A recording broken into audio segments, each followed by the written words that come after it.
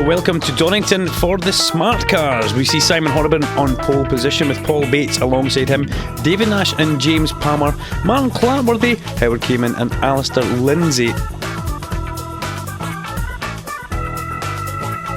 Slightly depleted grid of smart cars, but nevertheless the racing is still going to be fantastic in very wet conditions at Donnington, and we're away already. A very quick start almost caught me a little bit off guard there, and the guys all come down towards Redgate Corner in these very tricky conditions, and it looks like it's James Palmer in the white car who sides his way to the front of the grid. The white car, yep, he leads in through Redgate, and he's followed by David Nash and the number 14 Simon Horrobin in the orange car, the man who was on pole position, who has made, well, not the best of starts here, but we've seen Simon really come through the field in a few races this year, so I'm pretty sure he's going to get himself up to the front quite quickly as we go through Hollywood. Start the descent down through Crane the Curves. You can see a lot of spray coming off James Palmer's car straight into the face of Simon Horrobin as he pops out for a little bit of visibility before the old hairpin and through the come. These cars are extremely difficult to drive because they're such a short wheelbase. The cars can be quite twitchy, and as we remember from our first trip to Donnington at the first start of the year, well, there was action aplenty because it was a wet race as well then, and there was guys getting caught out and spinning off at quite a few corners.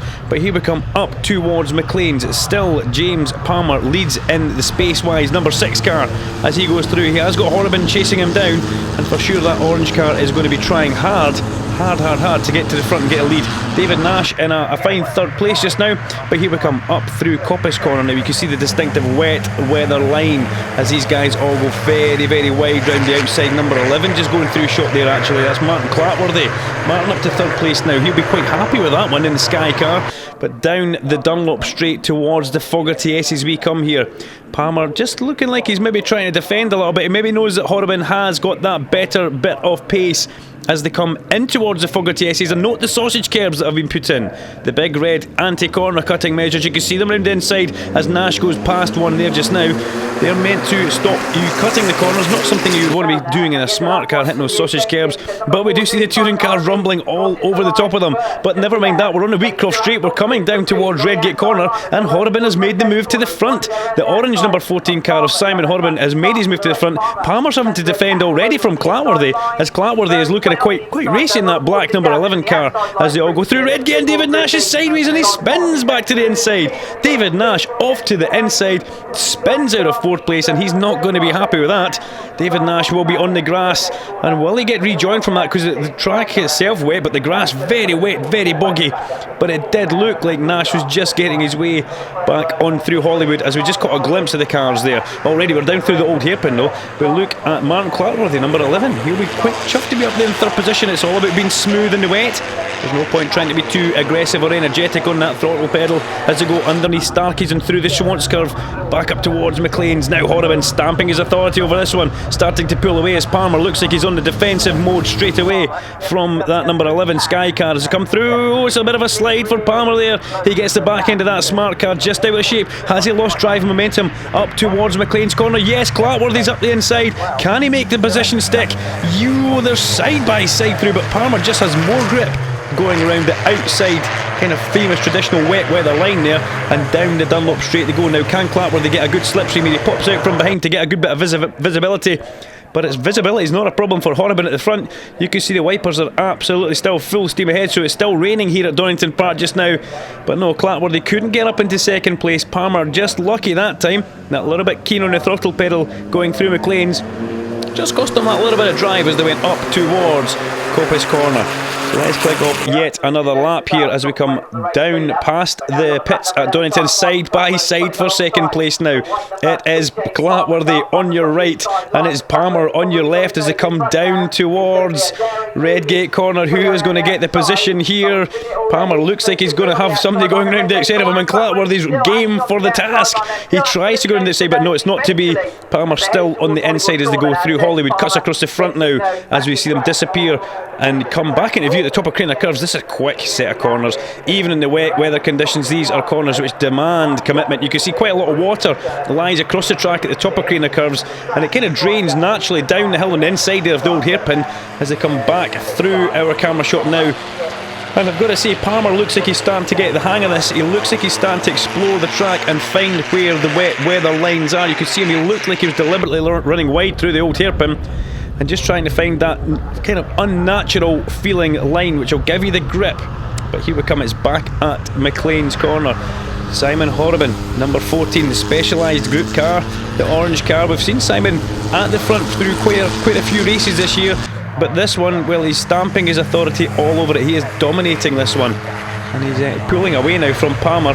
And Clatworthy looks like he's maybe happy for second place, but he's going to have to watch, because the car homing in the back of the view, the green car is definitely on a mission, and that's Paul Bates in number 2. Now, can Paul Bates get on the podium? You can see the gap. We'll need to keep an eye on this gap and see if it starts to come down, because if Clatworthy relaxes too much, he is going to be under quite heavy pressure. As number 3 car, that's Alistair Lindsay in the Stars and Stripes car. The JC Motorhome supported car makes his way through. Alistair, the first time we've seen him in that car, I do believe. Sure, good performance. Tricky Donington conditions, tricky wet weather conditions. Never mind Donington, November conditions here. Not very nice to be driving any kind of race car. But we see the sun starting to come out now as number 4, Howard Kamen, comes through. Howard in a different car. We have seen him in that number 3 car quite a few times. But there goes Howard across the line in the orange and blue car. But we pick back up with Martin Clatworthy at the front, the sharp end. Third position for Martin just now. And there comes the green car. He's coming in. The Jaws music will be going in Martin's head, because he will hear and he'll see that car starting to loom in his mirrors. Lights ablaze. Sun shining at Donington. Still a lot of spray, a lot of water on the track. And driving conditions are very, very tricky as we watch Martin come through the old hairpin, being very, very tentative. This is where you start getting the rubbery legs and the rubbery arms, as you can see somebody starting to catch you quite quickly and convincingly. You can see the spray from the underneath of the car through the Schwantz curve and Starkey's Bridge there. So Martin's going to be trying not to focus too much on driving in his mirror. He's got to look out that windscreen and try and forget what's happening behind him. Stay in a rhythm, because as soon as you get out of that rhythm, that's when the car behind does start to catch. But look at the gap at the front also. James Palmer has caught right up with Simon Horrobin. We've just seen them flash through our picture. Horrobin really, he's not slowed down any. It's just James Palmer has got a right wriggle on, and he's catching and he's chewing into the lead that Simon Horrobin does have. So Horrobin as well, he's going to have to start looking in his mirror and thinking, am I going to have to defend from this? Is there a threat coming from behind me? And there certainly is, and it's the threat that's number 6. It's the white car, and it's James Palmer.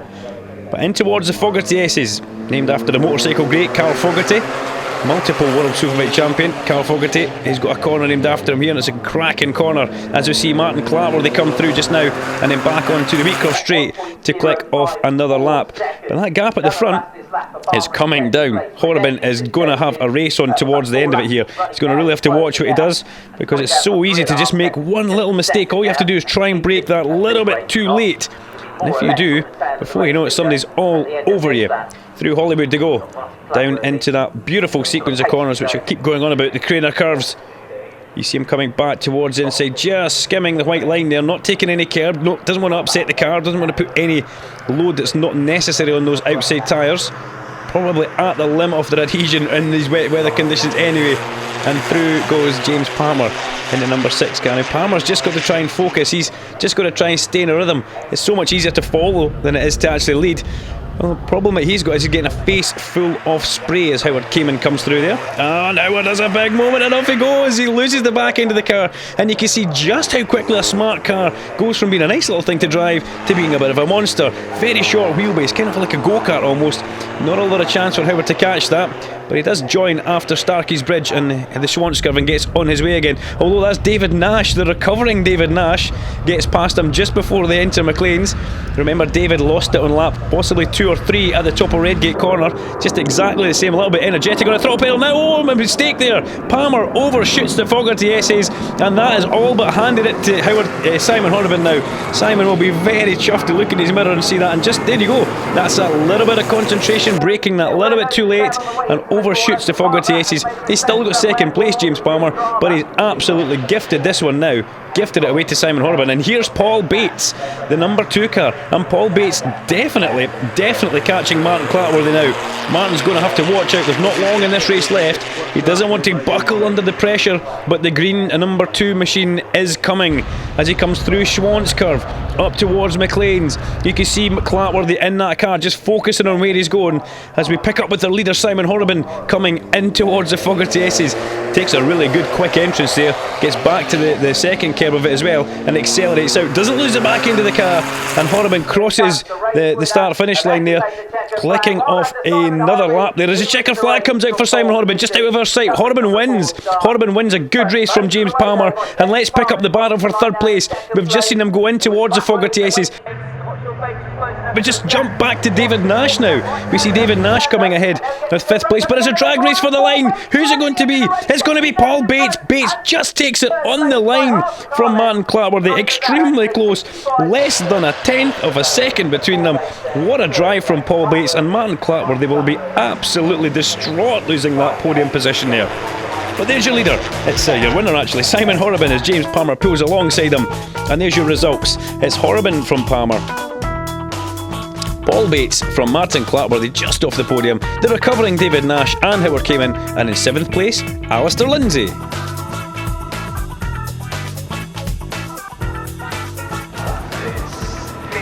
Just had quite an exciting race, very wet out there, very slippery. Was trying to catch up with Simon here, but made a little mistake right at the end. Up until then, it was fairly nip and tuck, wasn't it? Fairly close, yes.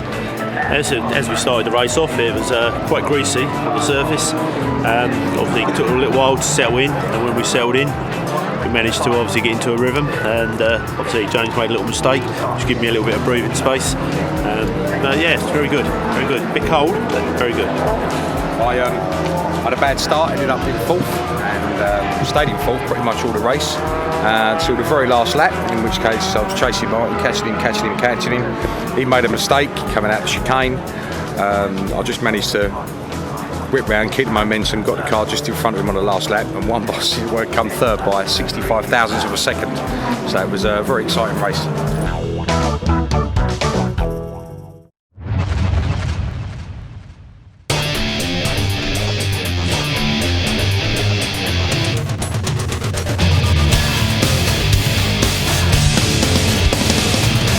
Welcome to another episode of Racing No Filter. Joining me in sunny California, Bill Wood, and down in sunny Florida, Peter King. We're going to take a look at some of the products HPD has created for the 2012 Honda Civic, and specifically we're going to show you how to install an adjustable sway bar. Until then, folks out there, you take care. Want to keep up with all the racing action at the track? Well, download the new GoRacingTV iPhone and Android app. And remember to like us on Facebook and follow us on Twitter. No, we've been having some good racing. Just come back from Spa. Just done a 24-hour in the JC Motorhomes Smart with Bobby Thompson. He was the other driver and us three. So we've had quite an eventful week, so to put it. Yeah, just reiterate on the Spa. I mean, it was a challenge, something new for the Spa. But the car held up well. All the drivers as well. Went well right through the night. New challenges coming ahead. Yep, looking at more endurance-based stuff for next season. Trying to get more people in the cars. Trying to look at maybe people can do stuff with 2 drivers. So whether compulsory pit stop, stuff like that. Try and make it a little bit more value for money rather than the sprint races. Move it on, do the sprints, but obviously do some more endurance-based stuff as well. So great to hear from the guys after their race, and welcome back to part 2. We've got Horriban from Clatworthy on the pole with Bates and Nash, Palmer and Lindsay with Howard Cayman bringing up the rear in the orange and blue number 4 car.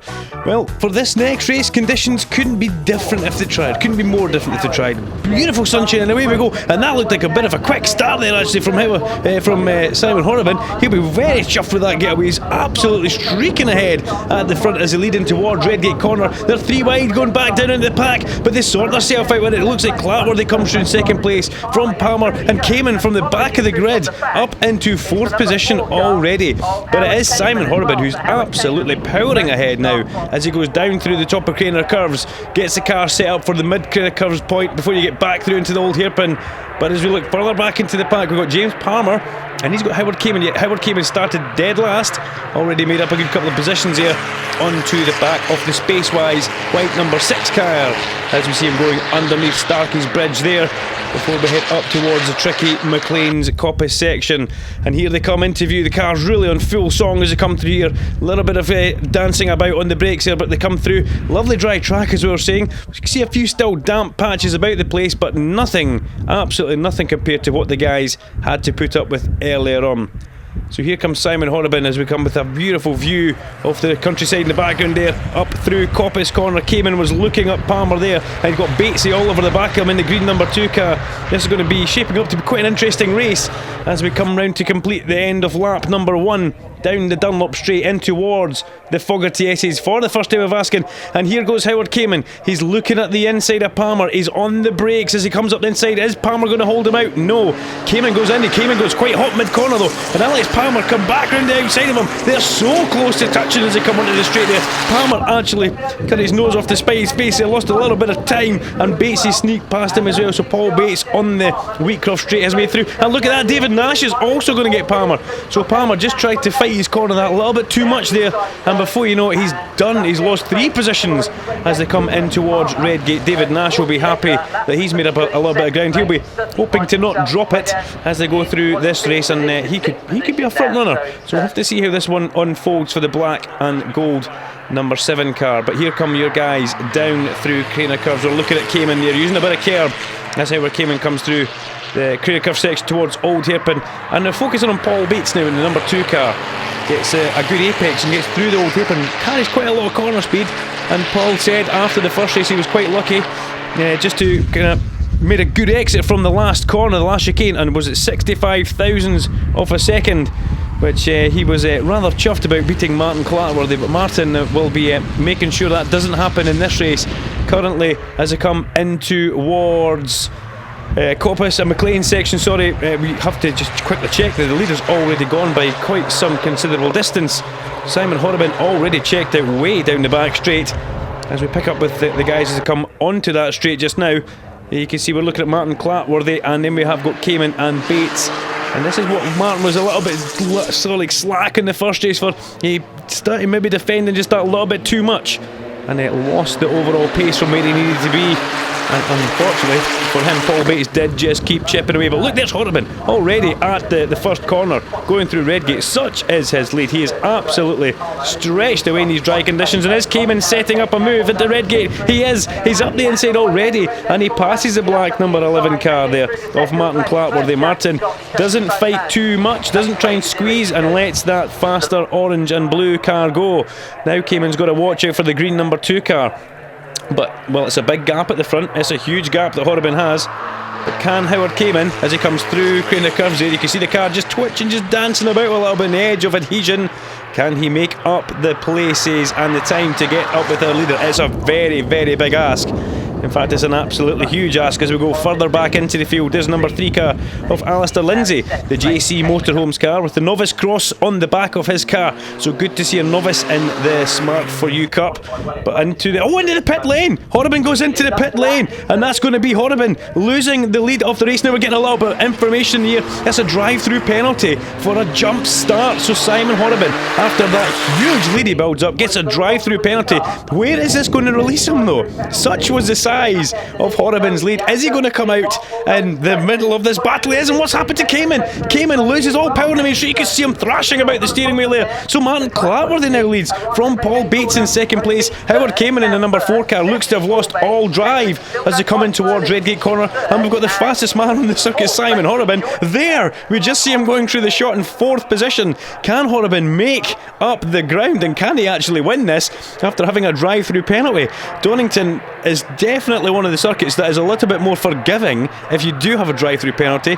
Such is the nature of the pit entrance and pit exit. A little bit like Knockhill in Scotland, quite a short pit lane, very easy to get in and out of.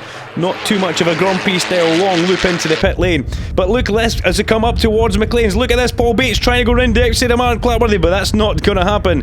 Martin's a little bit more canny than that. He's not going to give it just that easy to Paul Bates in that number 2 car, but Bates carries good speed through McLean's as they come up towards Coppice. It leads onto that Dunlop straight. He feints a look towards the inside, but Clapworthy doesn't feel the need to defend, and for some reason, somewhere, Howard Cayman has got drive again, and there's now 3 cars at the front as Bates looks to cut underneath as they come onto the Dunlop straight. Clapworthy a little bit lame as they come on there. They're 2 abreast as they come down the Dunlop straight in towards the Fogarty S's, and Horrobin is right in the mix of this as well. This is a classic smart car race as Cayman locks up. Horrobin has a little look for 3rd position there. The 2 orange cars ducking and diving as they come out of the Fogarty S's and head down towards Redgate, and Horrobin has got good run there. He got a very good run through that S's. Can he flick back towards the inside at Redgate as we see David Nash?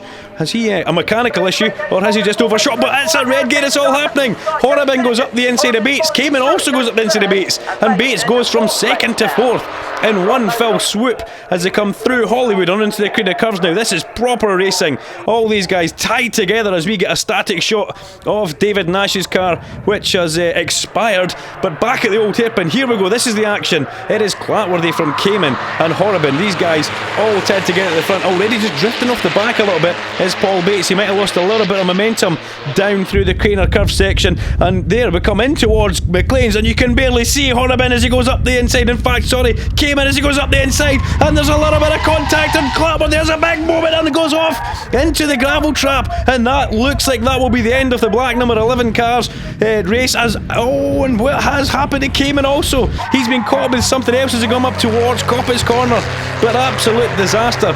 Close as you like it with these drivers, and a little bit of contact. The slide was almost held, but he fired off back over towards the gravel trap. Very lucky not to roll, with these little cars being quite top heavy, shall we say. Very lucky not to roll as he went in the gravel. And is that a lot of steering lock, or is that a broken front right wheel? We shall find out.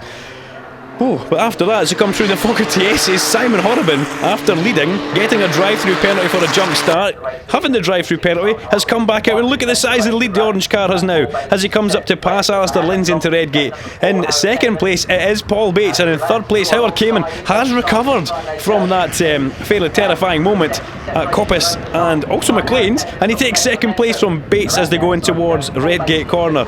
So it's all exploded at the end of this smart car race. And let's just try and catch your breath now, because, well, the leader has once again checked out. Don't know if that's been done in smart cars before. Yeah, actually leading before a drive-through penalty, get the drive-through and then come out and actually win it. I'm pretty sure I'll get told that later on though. But as we follow Paul Bates down through the Craner Curve section in towards Old Hairpin, he'll be chuffed with another podium. He'll be very happy, man, to step on that podium. He would like to get 2nd place. He'd like a win, but it's not to be. It's this man here in the orange car, Simon Horrobin, as he locks up. You can see just how quickly he is still trying, just how hard he's still trying as he comes through the Fogarty S's and up towards stroking off another lap here for the smart cars at Donnington Park, and he takes the checker flag once again. Simon Horrobin absolutely stamps authority on the smart car championship. Howard Cayman in the 4 car is going to come through in 2nd place, the trader car there, as he crosses after a fairly eventful race, and Paul Bates is going to make it a double podium here at Donnington Park in the green number 2 car. You've got to feel sorry for Martin Clapworthy. He was putting up a very good fight, but unfortunately a little bit of contact at the corner we're looking at now sent him flying off the track into the gravel trap. There's a car there, very lucky not to roll. But it's Horrobin, your winner, from Howard Cayman, from Paul Bates. James Palmer in 4th, and Alistair Lindsay comes home in 5th place.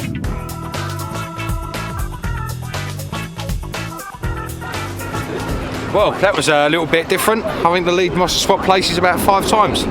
I was up to 2nd, back to 5th, up to 2nd, then fighting for the lead, then mine had a big spin. Then I dropped back to 4th, then back to 3rd again, and then it all settled down, and I ended up 3rd in the end, just behind, I forget his name, behind Howard. But yeah, great race, brilliant race. It was just nip and tuck all the way. I obviously got off to a good start, too good I think. I got a drive-through penalty for jumping the start, but we served the drive-through penalty, managed to actually catch the 2nd, 3rd and 4th people. Managed then obviously to catch them and overtake them on the second from last lap, and then obviously just win by a nice margin. It's very well. Car's really handling well, no problems. Great day. I was just so focused on the choice. I love this circuit, the wet and the dry, and I just made sure I got a great start. Got up there, eventually got to second place. It was just gunning for that first place, and in the end, it was like it got into limbo, and I thought, oh no. Afterwards, got back up again, coming through the other guys, and it was just brilliant. Absolutely loved it. These cars are just brilliant. Anyone who wants to have a go, I just totally recommend it.